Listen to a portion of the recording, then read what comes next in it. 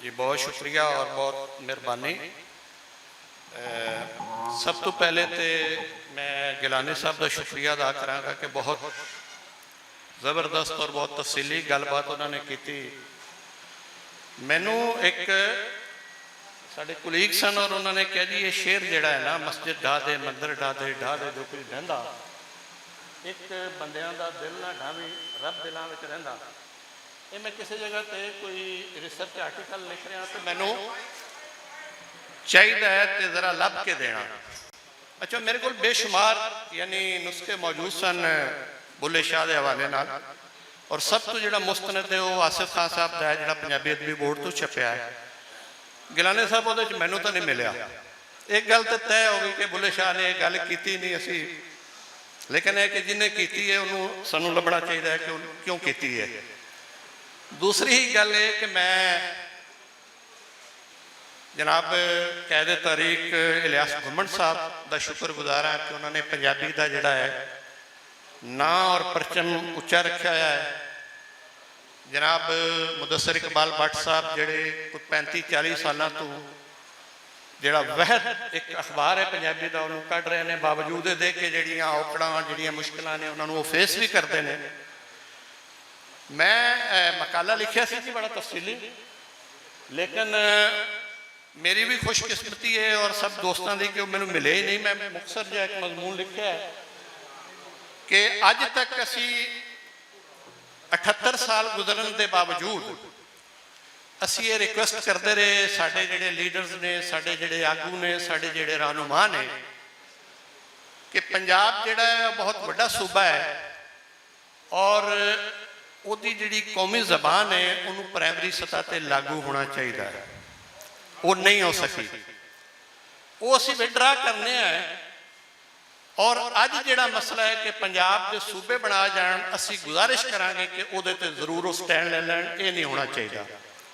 सो जिहड़ियां चीज़ां ने उहदा वजह है कि असी पंजाब नूं नहीं वंडांगे, असी बुल्ले शाह नूं वंडांगे, असी बाबा फरीद नूं वंडांगे, असी ख्वाजा गुलाम फरीद नूं वंडांगे, असी मियाँ मोहम्मद बख्श नूं वंडांगे। और ये जोड़े मुजमरात ने, मेरा ख्याल है मैं तो कभी सियासत आया नहीं, साढ़े जोड़े सियासी आगू मौजूद ने उन्होंने तो ज़्यादा कोई नहीं जानता होगा कि वो मुजमरात की यानी मुरतब होंगे पंजाब की तारीख से। सो हुण मैं क्योंकि मेरा जोड़ा मजमून है वो भी इस हवाले 2-3 मिनट तो ज़्यादा नहीं होगा तो मैं पढ़ देना जनाब। और यदा उन्वान है बुल्ले शाह की शायरी ते अजोका पंजाब। किसी भी खिते ते उस विच आबाद समाज के तहजीबी ते सकाफती पक्ष संवारण शिगारण विच उहदे शहरां ते कलाकारां दा हिस्सा हमेशा ही बहुत ज्यादा रहा। दुनिया के कई होर समाजां वांग पंजाब उपर भी खुदा की मेहर रही ते इहदे विच एक तो एक उच्च पद्धर का शहर पैदा होया जिस इहदे तहजीबी रंग रूप नूं अपनी शायरी का हिस्सा बनाया। इन्हां शहरां विच बहु उच्चा ते सुच्चा नाम है बुल्ले शाह का, जिन्हां दा जन्म 1680 दस्सिया जाता है। कुछ खोजकारां 1692 भी लिखा है। इंजी उन्हां दी वफात कई थारी 1758 ते कई जगह ते 1770 भी लिखी गई है, 1770 भी लिखी गई है।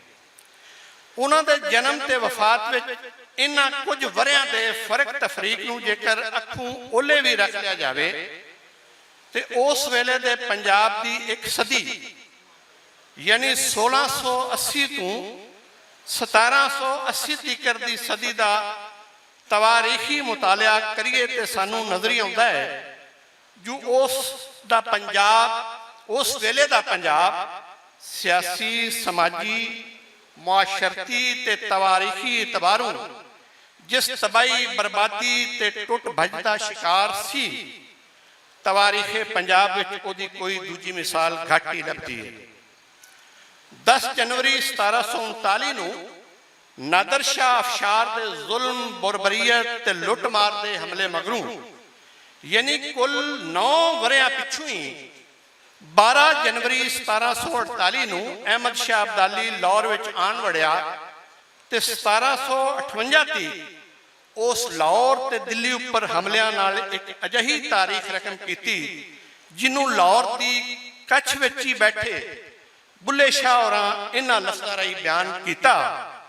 ਦਰ ਖੁੱਲਾ ਹਸ਼ਰ ਅਜ਼ਾਬ ਦਾ ਬੁਰਾ ਹਾਲ ਹੋਇਆ ਪੰਜਾਬ ਦਾ, ਡਰ ਹਾਵੀਏ ਦੋਜ਼ਖ ਮਾਰਿਆ ਸਾਨੂੰ ਆ ਮਿਲ ਯਾਰ ਪਿਆਰਿਆ। ਜਦੋਂ ਆਪੋ ਆਪਣੀ ਪੈ ਗਈ ਧੀ ਮਾਂ ਨੂੰ ਲੁੱਟ ਕੇ ਲੈ ਗਈ, ਧੀ ਮਾਂ ਨੂੰ ਲੁੱਟ ਕੇ ਲੈ ਗਈ, ਮੂੰਹ 12ਵੀਂ ਸਦੀ ਪਸਾਰਿਆ ਸਾਨੂੰ ਆ ਮਿਲ ਯਾਰ ਪਿਆਰਿਆ। ਉਸ ਵੇਲੇ ਜੋ ਹਾਲਤ ਪੰਜਾਬ ਦੀ ਆਈ, ਬੁੱਲੇ ਸ਼ਾਹ ਉਹਨੂੰ ਆਪਣੀ ਸ਼ਾਇਰੀ ਰਾਹੀਂ ਖੂਬ ਸਾਹਮਣੇ ਲਿਆਂਦਾ ਹੈ। ਸੋ ਪੰਜਾਬ ਦੀ ਉਹ ਮਲਾਮਤੀ ਤੇ ਮੁਜ਼ਾਹਮਤੀ ਤਵਾਰੀਖ ਜਿਸ ਨੂੰ 350 ਸਾਲ ਪਹਿਲੇ ਤੋਂ ਹੀ ਉਹਨਾਂ ਆਪਣੀ ਫਿਕਰ ਦੇ ਸਾਂਚੇ ਵਿੱਚ ਮਿੱਥ ਕੇ ਸਾਡੇ ਸਾਹਮਣੇ ਪੇਸ਼ ਕੀਤਾ, ਉਹਦਾ ਇਹ ਸਫ਼ਰ ਅੱਜ 2025 ਵਿੱਚ ਵੀ ਉਂਝ ਦਾ ਉਂਝ ਹੀ ਜਾਰੀ ਤੇ ਸਾਰੀ ਹੈ। ਉਹ ਸਾਨੂੰ ਵਾਜਾਂ ਦਿੰਦੇ ਰਹੇ, ਪ੍ਰੇਰਦੇ ਰਹੇ, ਉਘੇੜਦੇ ਰਹੇ ਤੇ ਵਾਰ-ਵਾਰ ਇਹੀ ਆਖਦੇ ਰਹੇ, ਉੱਠ ਜਾਗ ਗੁਰਾੜੇ ਮਾਰ ਨਹੀਂ, ਇਹ ਸੌਣ ਤੇਰੇ ਦਰਕਾਰ ਨਹੀਂ। ਔਰ ਰਹਿਣ ਗਈ ਲਟਕੇ ਸਭ ਤਾਰੇ, ਅਬ ਤੋਂ ਜਾਗ ਮੁਸਾਫਰ ਪਿਆਰੇ। ਔਰ ਪਿਆਰੇ ਬਿਨ ਮਸਲੇ ਤੋਂ ਉੱਠ ਜਾਣਾ, ਤੂੰ ਕਦੀ ਤਾਂ ਹੋ ਸਿਆਣਾ। ਪਰ ਅਸੀਂ 200 ਸਾਲ ਗੁਜ਼ਰਨ ਪਿੱਛੋਂ ਵੀ ਇਹ ਮਸਲੀਅਤ ਕਰਕੇ ਆਲਕਸ ਦਾ ਸ਼ਿਕਾਰ ਰਹੇ।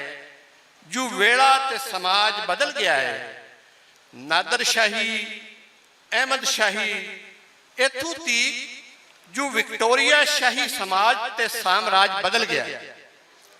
ਅਸੀਂ ਆਪ ਆਪਣੇ ਪੰਜਾਬੀ ਆਗੂ ਪੰਜਾਬ ਦੇ ਤਖਤ ਤੇ ਲਿਆਣ ਬਿਠਾਏ ਨੇ, ਪਰ ਅਸੀਂ ਭੁੱਲ ਭੁਲਾ ਬੈਠੇ ਸਾਂ ਜੋ ਬੁੱਲੇ ਸ਼ਾਹ ਦਾ ਸੁਨੇਹਾ, ਉਹਨਾਂ ਦਾ ਪੈਗਾਮ ਤਾਂ ਆਉਂਦੇ ਸੈਂਕੜੇ ਵਰਿਆਂ ਹਜ਼ਾਰਾਂ ਸਾਲਾਂ ਤੀਕ ਇੱਕ ਹੀ ਹੈ ਤੇ ਉਹ ਹੈ ਕਾਂ ਲੱਕੜਾਂ ਨੂੰ ਮਾਰਨ ਲੱਗੇ, ਚਿੜੀਆਂ ਜੁਰੇ ਖਾਏ, ਉਲਟੇ ਹੋਰ ਜ਼ਮਾਨੇ ਆਏ।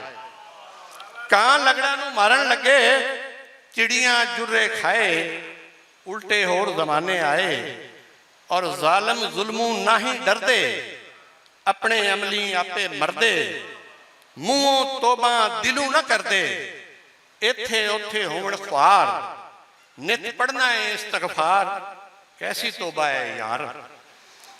ਸੋ ਅਸੀਂ ਮਸਲਤ ਕੀਤੀ ਤੇ ਇਹ ਨਾ ਜਾਣ ਸਕੇ ਜੋ ਨਾਦਰ ਸ਼ਾਹ, ਅਹਿਮਦ ਸ਼ਾਹ ਤੇ ਅੰਗਰੇਜ਼ ਲਾਰਡਸ ਜਿਵੇਂ ਆਪਣੀ ਮਨਮਰਜ਼ੀ ਨਾਲ ਪੰਜਾਬ ਦੇਸ਼ ਦੇ ਹੁਕਮਰਾਨ ਮੁਕਰਰ ਕਰਦੇ ਹਨ, ਜਿਵੇਂ ਉਹ ਇਹਦੇ ਟੋਟੇ ਤੇ ਵੰਡੀਆਂ ਕਰਦੇ ਹਨ, ਉਂਝ ਹੀ ਸਾਡੇ ਆਪਣੇ ਆਗੂ ਵੀ ਬਾਬਾ ਫਰੀਦ, ਬੁੱਲੇ ਸ਼ਾਹ, ਸ਼ਾਹ ਹੁਸੈਨ, ਮੀਆਂ ਮੁਹੰਮਦ ਬਖਸ਼ ਤੇ ਖਾਜਾ ਗੁਲਾਮ ਫਰੀਦ ਦੀ ਫਿਕਰ ਤੇ ਉਹਨਾਂ ਦੀ ਸ਼ਾਇਰੀ ਨੂੰ ਇੱਕ ਰੋਜ਼ ਜ਼ਿਲ੍ਹਿਆਂ ਤੇ ਡਿਵੀਜ਼ਨਾਂ ਵਿਚਕਾਰ ਪਾਬੰਦ ਕਰਨ ਦੀਆਂ ਗੱਲਾਂ ਕਰਨਗੇ ਤੇ ਅਸੀਂ ਬੁੱਲੇ ਸ਼ਾਹ ਦੀਆਂ ਕਾਫੀਆਂ ਸੁਣ ਕੇ ਆਪਣੇ ਅੰਦਰ ਦੇ ਕੁਫਰ ਨੂੰ ਮਾਰ ਮੁਕਾਵਣ ਦੇ ਯਤਨ ਵਿੱਚ ਹੀ ਹੋਵਾਂਗੇ। ਔਰ ਅਖੀਰ ਤੇ 2-3 ਮਿਸਰੇ ਨੇ ਬੁੱਲੇ ਸ਼ਾਹ ਦੇ ਕਿ ਮੇਰੀ ਬੁੱਕਲ ਦੇ ਵਿੱਚ ਚੋਰ ਨਹੀਂ, ਮੇਰੀ ਬੁੱਕਲ ਦੇ ਵਿੱਚ ਚੋਰ, ਚੋਰੀ ਚੋਰੀ ਨਿਕਲ ਗਿਆ ਤੇ ਪਿਆ ਜਗਤ ਵਿੱਚ ਸ਼ੋਰ, ਮੇਰੀ ਬੁੱਕਲ ਦੇ ਵਿੱਚ ਚੋਰ ਨਹੀਂ, ਮੇਰੀ ਬੁੱਕਲ ਦੇ ਵਿੱਚ ਚੋਰ। ਸੋ ਇਸ ਚੋਰ ਨੂੰ ਅਸੀਂ ਕੱਢਣਾ ਹੈ।